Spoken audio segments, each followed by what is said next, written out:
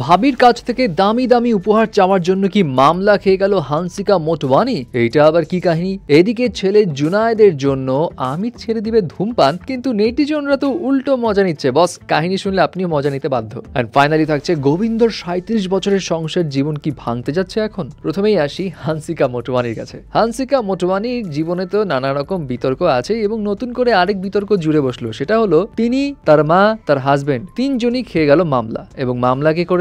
তার ভাবি Muskan Nancy James, যিনি নিজেও একজন অ্যাক্ট্রেস। এখন কি কারণে মামলা? মুস্কান ন্যান্সি জেমস অনেকগুলো অভিযোগ আনেন এবং রিপোর্টস থেকে জানা যায় অন্যতম অভিযোগ হচ্ছে হানসিকা মোটওয়ানি এবং তার মা এই দুজন মুস্কান এবং তার হাজবেন্ডের বৈবাহিক সম্পর্কের বিষয়গুলোতে খুব বেশি নাক গলায়, নানা রকম কুপরামর্শ দেয় তার হাজবেন্ডকে, যেটার উপর বেস করে মুস্কানের হাজবেন্ড মুস্কানের সঙ্গে অনেক বাজে বিহেভ করে। শুধু তাই নয়, সেই রিপোর্টস এটাও বলা হয় মুস্কান আরও জানায় হানসিকা মোটওয়ানি এবং তার মা অনেক লোভী স্বভাবের। প্রতিনিয়ত তারা দুজন মুস্কানের কাছ থেকে দামি দামি অর্থাৎ খুব এক্সপেন্সিভ গিফট চেয়ে বেড়ায়, যেটার কারণে মুস্কান অনেক বিরক্ত। এবং মুস্কানের এটাও দাবি হানসিকা মোটওয়ানি এবং তার মা দুজন মিলে মুস্কানের স্বামীর প্রপার্টি হাতিয়ে নেওয়ারও পায়তারা করছে নানা উপায়ে। এখন এর বেশি কিছু তো জানা যায়নি। যাই হোক, যেহেতু এটা এখনো লিগাল কেসেই রয়েছে, সো মুস্কান ন্যান্সি জেমস তিনি নিজেও খুব বেশি কিছু রিভিল করছেন না এই বিষয়গুলো নিয়ে। বাট হানসিকা মোটওয়ানির বিতর্কগুলোর মধ্যে আরেকটা কড়া বিতর্ক ছিল 2022 সালে,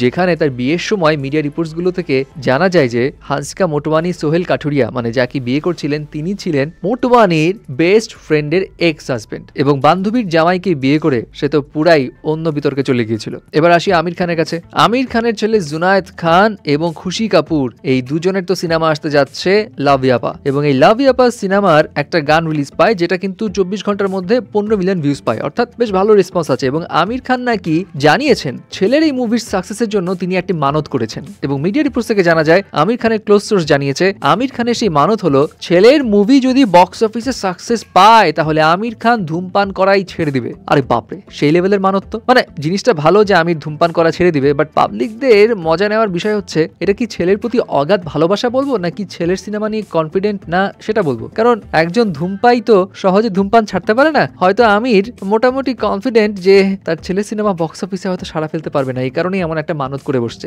দূর নেটিজন খালি প্যাচ খুঁজে। এবার আসি গোবিন্দর কাছে। গোবিন্দ এবং সুনিতা আহুজা 37 বছরের বৈবাহিক সম্পর্ক তাদের, এবং সম্প্রতি সুনিতা আহুজা গোবিন্দকে নিয়ে বেশ শকিং কিছু ইনফরমেশন রিভিল করেন। তার মধ্যে একটি হচ্ছে গোবিন্দ এবং তিনি আলাদা আলাদা বাসায় থাকেন। তিনি বলেন ছেলে মেয়ে নিয়ে সুনিতা একটি ফ্ল্যাটে থাকে এবং ফ্ল্যাটের অপোজিট একটি বাংলোতে গোবিন্দ থাকে। কারণ গোবিন্দর busy schedule, Govinda late night করে বাংলোতে ফিরে আসে এবং বাংলোতে এসে মিটিং ফিটিং করে, যার কারণে গোবিন্দ ওই বাংলোতেই পড়ে থাকে এবং সুনিতা নিজের মতো করে আলাদা থাকে। এবং সুনিতা এটাও বলে গোবিন্দর এই সমস্ত বিজি স্কেজুলের জন্য তিনি মনে মনে খুব চান যদি পুনর্জন্ম বলে কিছু থেকে থাকে তাহলে সেই জন্মে তিনি গোবিন্দর মতো স্বামী চান না, কারণ এই স্বামী কোনো ছুটিতে তাকে কোথাও নিয়ে যায় না, ইনফ্যাক্ট ছুটিই পায় না।